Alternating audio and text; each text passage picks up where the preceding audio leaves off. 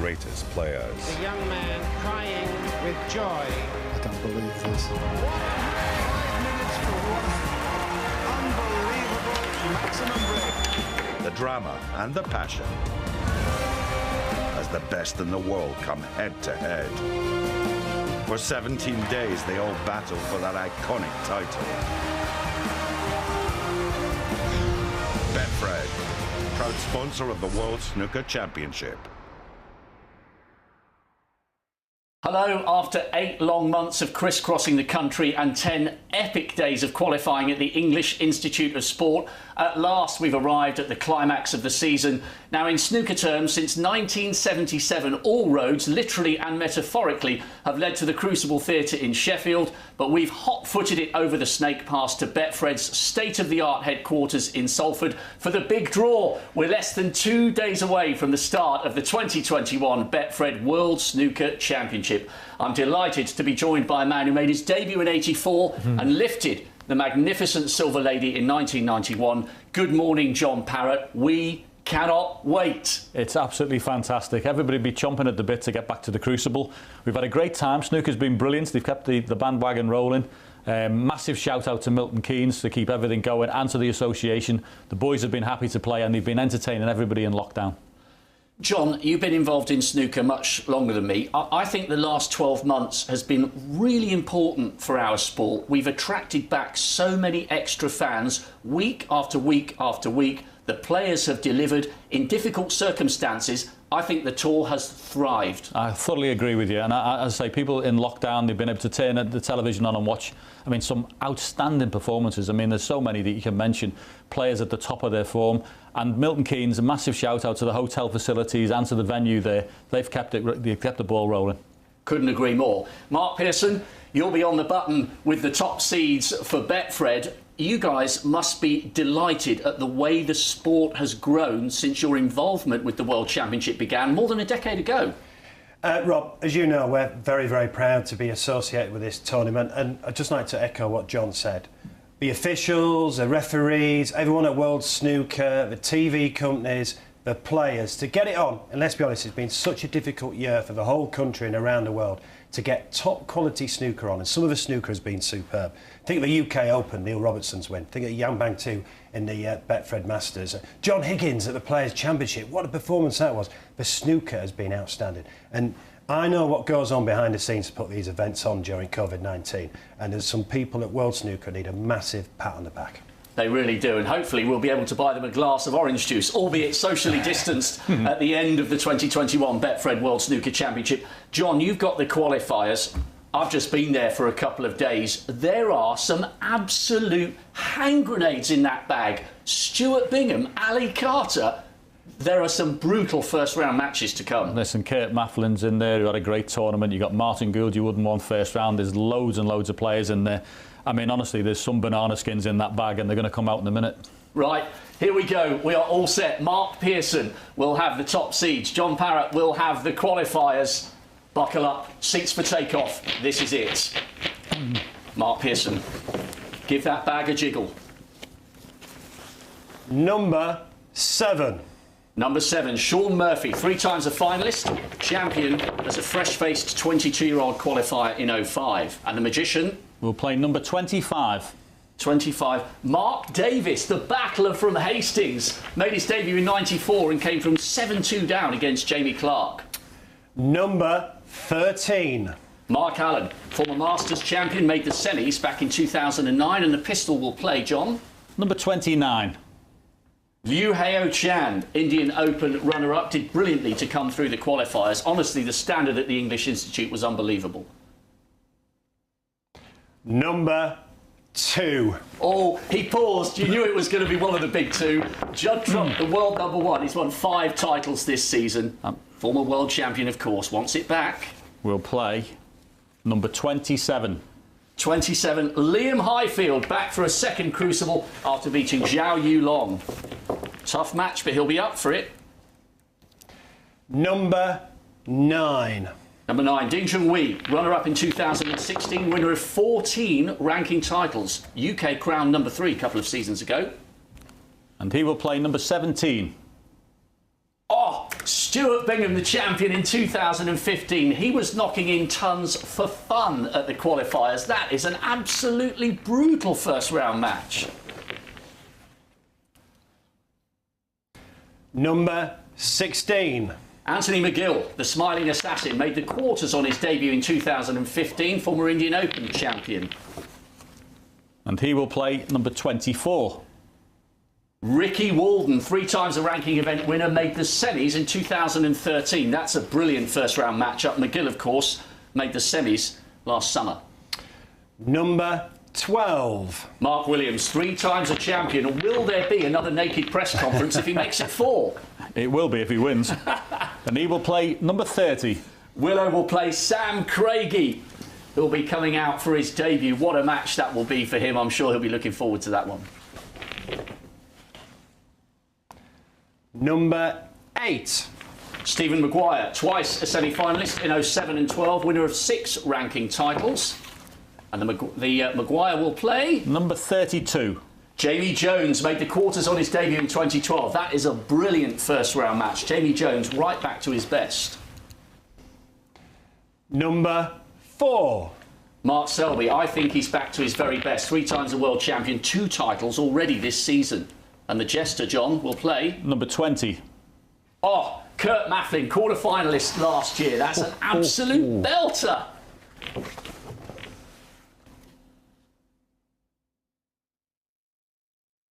Number 6. Number 6, Kyron Wilson, 4 times a ranking event winner, emotional runner-up last summer. Brilliant run to the final. We'll play number 18. Gary Wilson made the semis 2 years ago. Delighted to be back in the main draw. He was quite emotional last night. Number 5. John Higgins, Players' Championship winner, 4 times a world champion. I think he's in absolutely brilliant nick at the moment. We'll play number 28. Champaign Faye, who beat Graham Dott yesterday and was in tears, 3 months in self-isolation to ensure he was safe to compete in the Worlds this year. Number 15. Dave Gilbert, in tears after that incredible semi-final against John Higgins 2 years ago. We'll play number 31. Chris Wakelin saved his tour status by his run to this year's Crucible. An amazing story. That's a really intriguing match. Number 14. Jackpot, Jack Lazowski. I think he's having the best season of his career. 3 major finals already, and he made his first Triple Crown quarter-final at the UK. And he will play number 19. Ali Carter, twice a runner-up, made the semis in 2010 as well. Good match. Oof, that's a brilliant first-round match. This is going to be an absolute cracker. We say it every year, but I promise it really will be.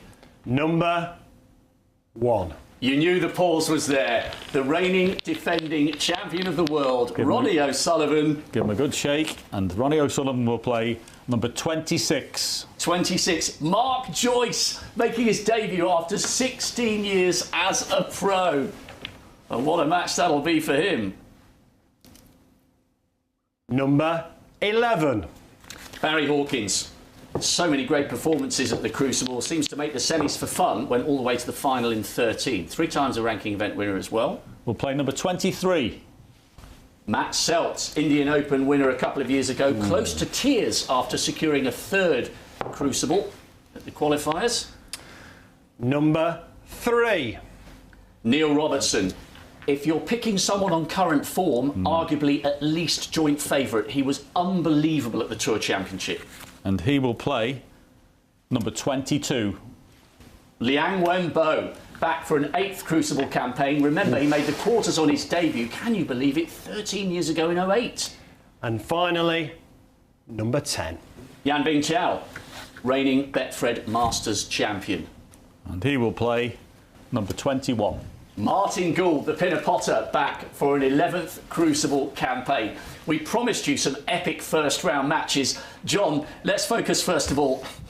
Is it a good draw? Is it a dramatic draw for a debutant Mark Joyce to be facing the reigning defending champion 10 o'clock Saturday morning? Well, listen, it's something to look forward to. Never been to the Crucible before. I'd have lost money if you'd asked me a bet there as Mark Joyce played the Crucible. I said, of course he has. He's a fantastic match player, been around a long time, lots of experience, but he's run into one there in the first round. But listen, go and enjoy it.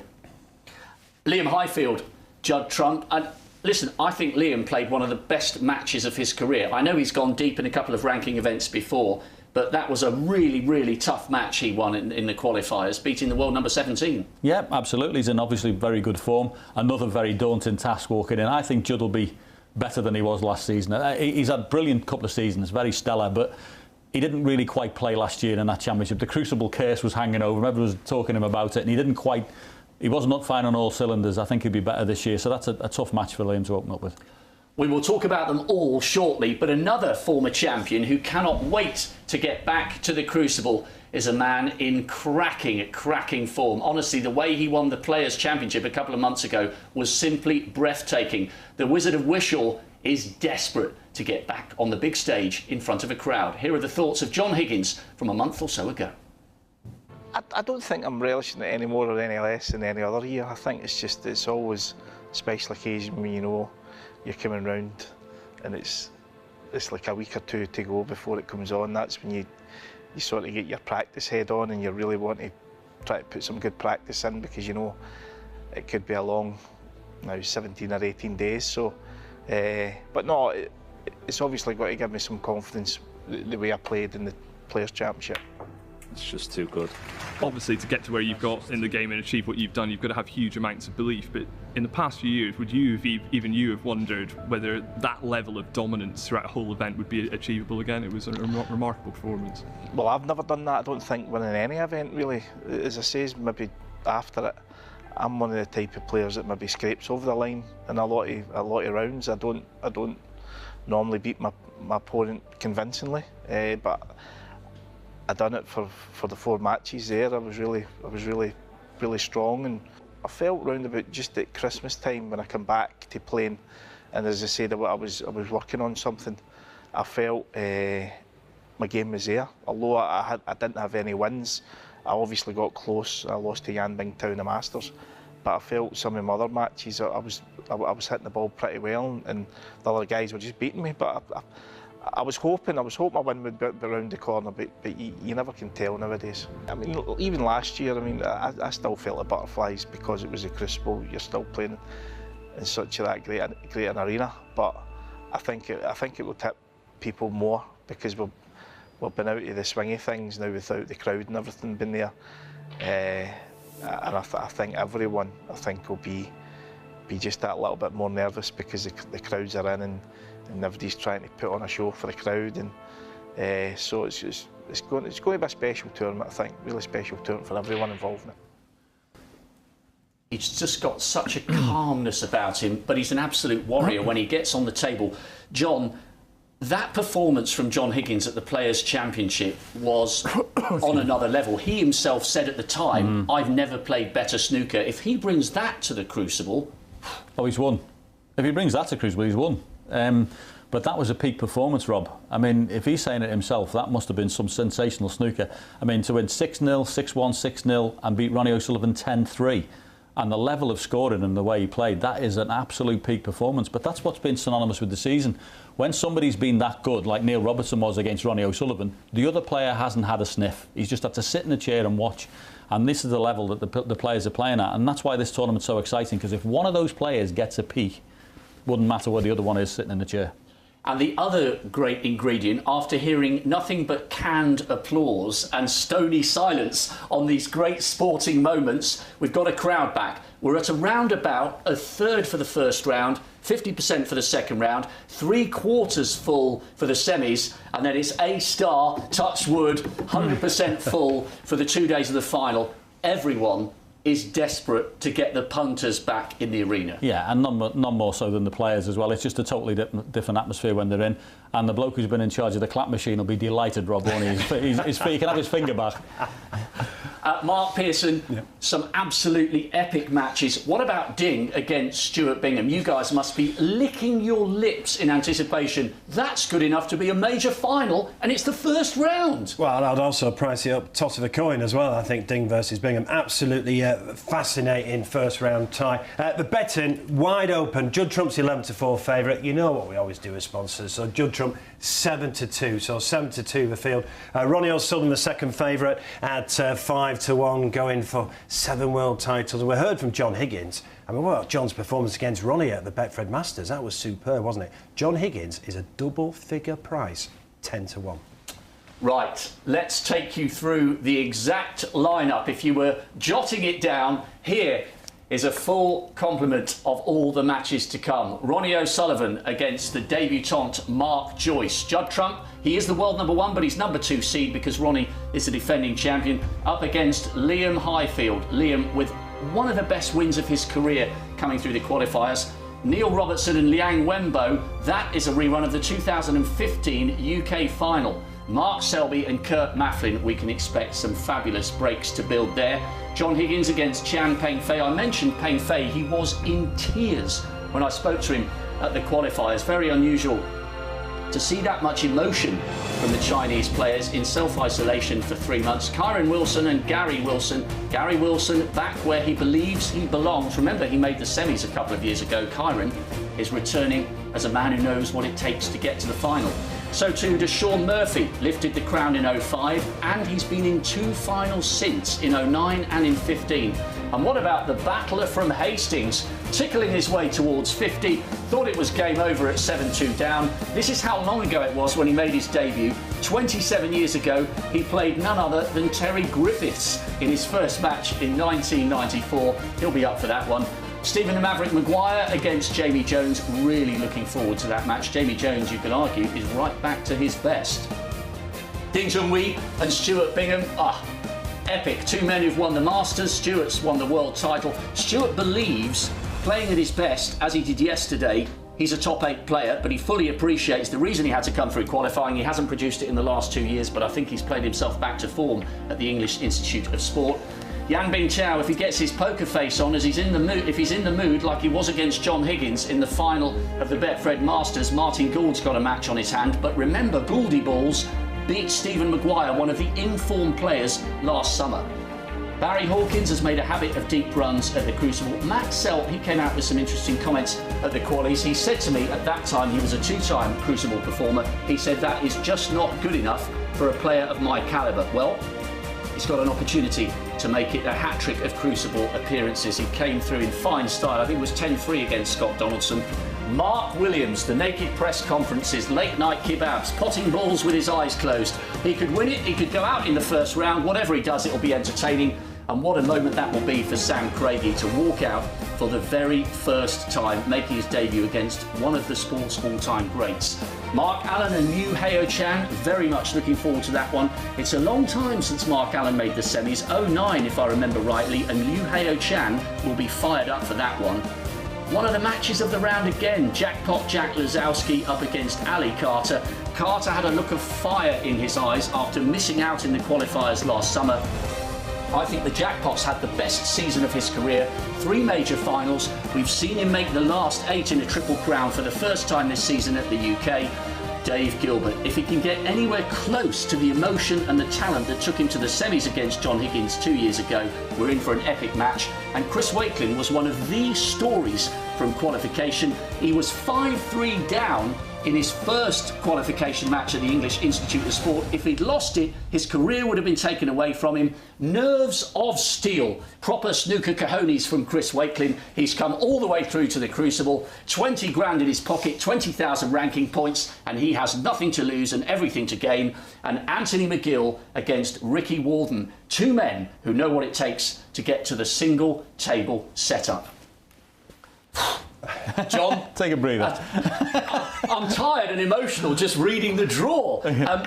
This really does feel like it could be a year of incredible matches. It's just judging by that first round alone. No, the standard, as I say, through the lockdown and everything, and the tournaments we've had, the standard, some of it has been absolutely incredible from the top players. And whoever wins at this event is going to be a thoroughly deserving winner, because this is the hardest field I've ever seen in all the years I've been watching and actually playing the game. I think whoever wins this will be a thoroughly deserving world champion. And John, a question on Ronnie.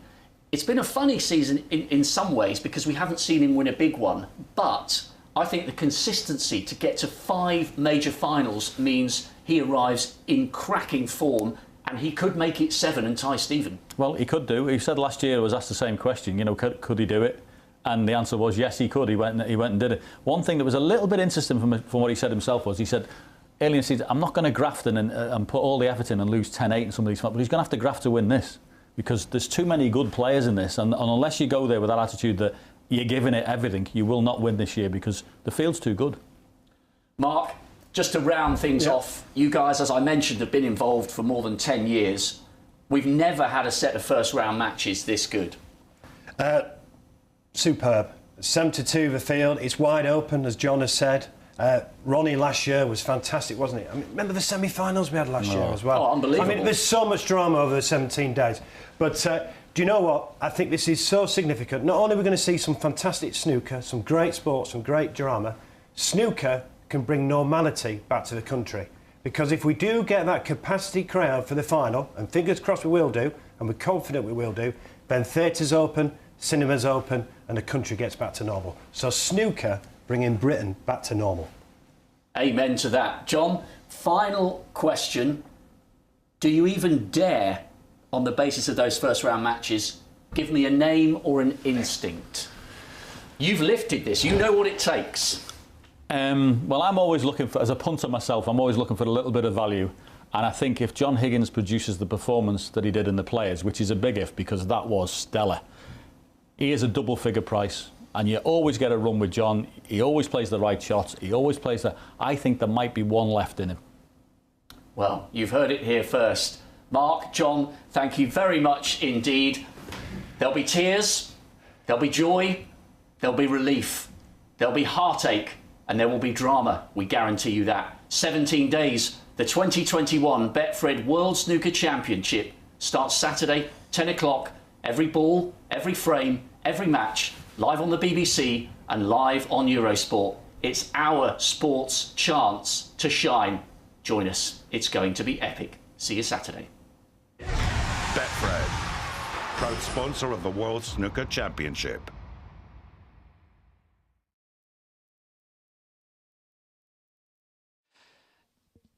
Yeah, big thanks to the guys. What an epic draw it is, and you can get involved in a big prize on Judd Trump to win the Betfred World Snooker Championship. You can see details on screen there. 7-2 the price.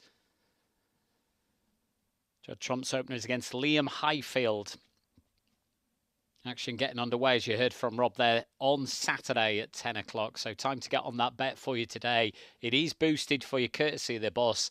We are 7-2 the prize. Big thanks to Rob, to our very own Mark Pearson, of course, to former champion John Parrott as well. Plenty more boost as we count down, of course, to the World Snooker Championship. We'll be right across it, of course, and live at the Crucible for you as well here at Betfred TV. Right, we're off to Henlow for the 11:24. A little bit more reflection on that, I'm sure, in the bonus lunch, which gets underway at midday today. Here's Henlow's next. They were up to race 3 already here with trap 1 at 7-4. Drifted slightly in the betting from 6-4. 2 Dog is the pick of the post. That's currently trading at 11-4. Has seen a sneak of money. Got a 5 Dog here at 22-1. In a regular race at Henlow, circuit of the track here. No surprise the post ignore it, 2, 3 and 4. Craven meeting today, not too far away. Looking forward to talking about that. The Geordie boy will be with me for the bonus lunch for you today. Gets underway at 1:15 today. Has on its way. Go. Off from racing we go. 3 leads from the 2 and the 1, and then it's the 4, 5 and 6. Around the turn they go. 3 Dog showing them a clean pair of heels at the moment. 1, 2, 4, 6 and 5 in that order, giving chase. 3 is clear by around 3 lengths. Pulls away from the pack. 1 just balking the ones behind. 3 is going wide here. 1 now gives chase. 3 from 1 into the straight. It's 3 from 1. 1 getting closer. 3 holds on. 3 from 1 tight for third.